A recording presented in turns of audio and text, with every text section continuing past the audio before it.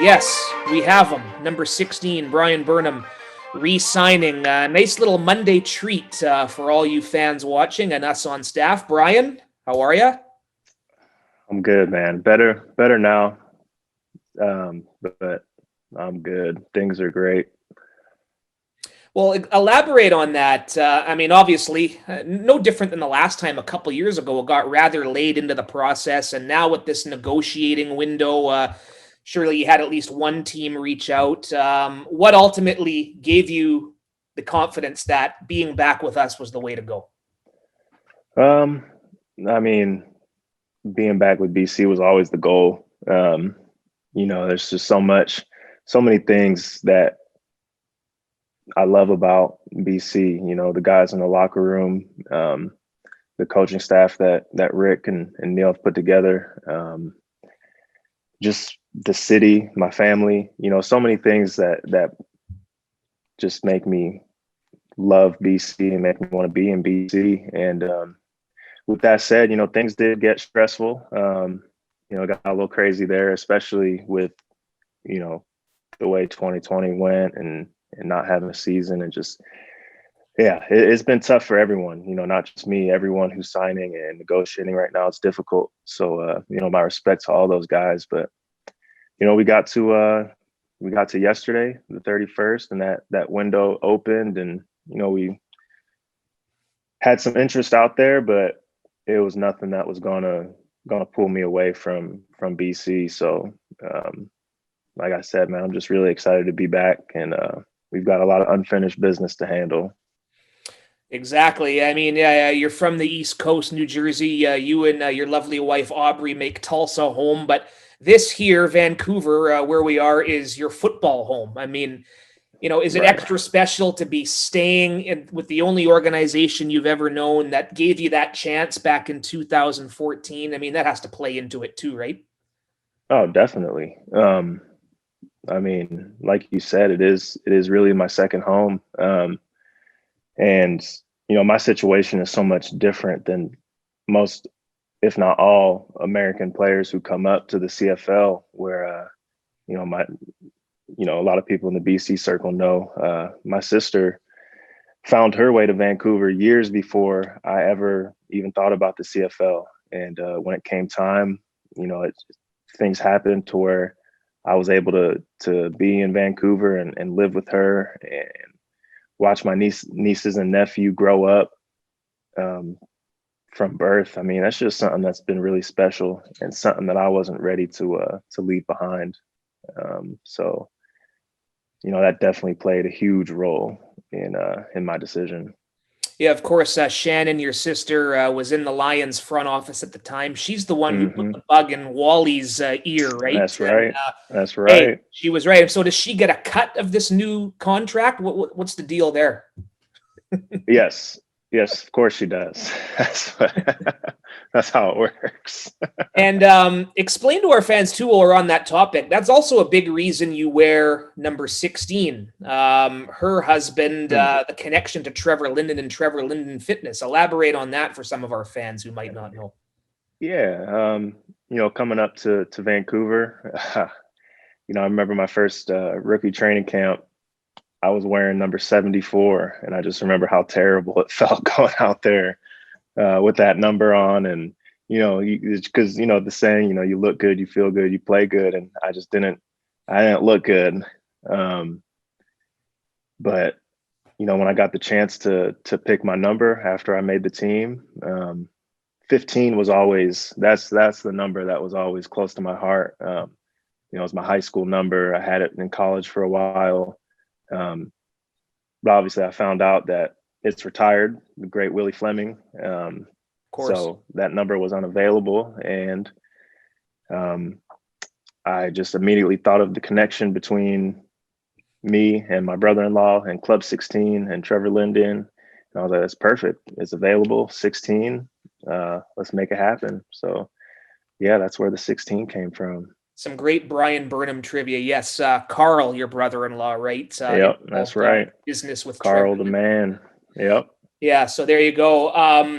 And what is it about? I mean, because Manny Arsenault talked about wearing 74 in his first camp because, like yourself, it's just a guy you're bringing in, right? Guy taking a look, not necessarily expecting that you're going to end up in the top 10 in Lions all-time receiving, right? How much does that motivate you when you get a kind of a non-traditional number for a receiver? You're going to have to exceed some expectations here, right? Yeah, that was definitely motivation. I was the last receiver signed. All the other rookies had already been through mini camp. They already kind of had a taste of the playbook and all that. And, here I come signing a few weeks before camp opens and, walking into my locker and seeing number 74. And, I remember just hating it. But that day I remember hearing the story of, Manny Arsenault had that number when he was a rookie. And from that point on, I wore it kind of as a badge of honor.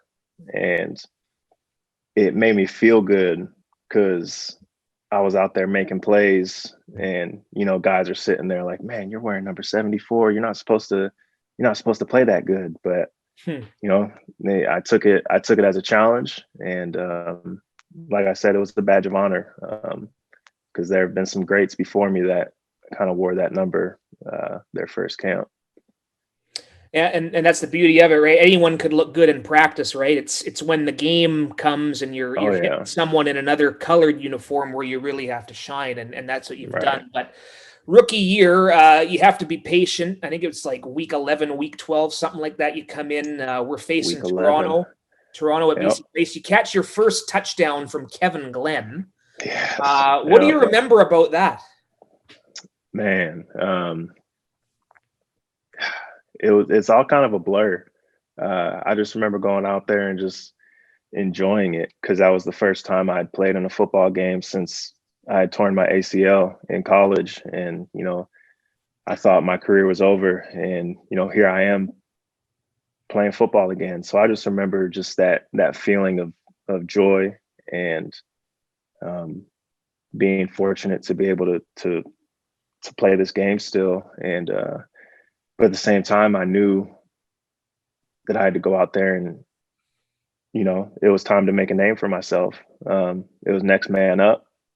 I remember it's when Courtney Taylor had gone down and I was the next guy, and it was time for me to make a name for myself. And I did. And unfortunately, it only lasted 2 games that season, but I was able to overcome that. And man, it was just a great feeling being able to go out there and play well and get in the end zone my first game. Well, the rest is history. 4 straight seasons of over 1,000 yards. G-Roy's the only other guy to do that here. As mentioned, you're climbing up the all-time stats, but the Grey Cup, it's what it's all about, right? How jacked are you to get the green light to play, first of all, knock on wood, sooner rather than later? Yes, please. And chase that championship. And it's why you and Mike and all these other signings on offense are here, right? Absolutely. I'll touch on, like I said, my family had a big part in my decision to come back. But if I thought we were going to go out there and put the same product we put on the field as we did in 2019, I wouldn't be back. I'm in the point of my career where it's all that matters now is winning, and I want to win. And I do believe in what Rick and Neil have put together here. And I got a lot of faith. I got a lot of faith in Mike. We got the man some protection. We're going to put some weapons around him, and we're going to be a great football team. And that's the part that really excites me. Not just being able to play again, but being able to go out there and have the confidence that we've got a team that's going to make a run for a cup. Well said. And, it's funny, when I was first connecting with you earlier to set this up, after I'd gotten word you'd signed, it was funny because way back last March, this COVID thing was just started. We were all ordered to stay home, and it's okay, well, I could still do content, right? And, let's interview some players. And I thought about hitting you up on Skype, and And then Alex Ruiz in our digital department saying, "Oh, try Zoom. This might work." And now Zoom's our life. Now So Zoom is just taking off. yeah, here we are back on Zoom, but let's plan on doing this in Surrey soon. Man, I hope so. I hope so. I cannot wait to get back to Surrey and Vancouver, BC. It's just Kamloops. I cannot wait, man. I can't find the words to describe just how much it means to me, and I'm excited. I'm really, really hoping that things work out and we're able to get up there and play football this year. Well, it's raining here today, so May or June. I'll take it, man. I'll take it. Better, yeah. I don't have to shovel it. And hey, you're sitting in the living room of your new house, right? That's big right for you this long off season, and you're going to be renovating. You right. said so. Have you leaned on Mike Riley for renovation tips? He's just redone that big estate down in Seattle. Yeah, he pretty much told me good luck. It's gonna be tough, but I'm excited, man. I'm really excited. My wife has been waiting so long to get her hands on her own place that she can, put her vision into and get to work on. And I'm really excited that we were able to make that happen. And this past year, I just want to say, give a special thank you to my in-laws and my wife's parents. They've been so amazing in supporting us and getting us through this, and my parents as well. My whole family it's just been amazing, the amount of support that my wife and I have, and I'm excited that we were able to finish off 2020 by getting her this house, and she's super happy about it. And at the end of the day, that's all that matters, man. The people around you are happy. I'm happy. Happy wife, happy life. You said it. I know that all too well. Well said, sir. And yes, look forward to seeing your parents, Lem and Barbara, up in Canada. Oh yeah, they can't wait. They can't wait. Yep. I know your mom's a teacher, so she's always good. That's right. Send her some of my stories and check the grammar, and we're good. Yeah, of course. Hey, listen, Bryan, on behalf of all our fans and our organization, great to be talking with you. Glad you've got pen to paper, and yeah, let's do it. Let's go on and do some bigger things here this year. I'm in it for the glory.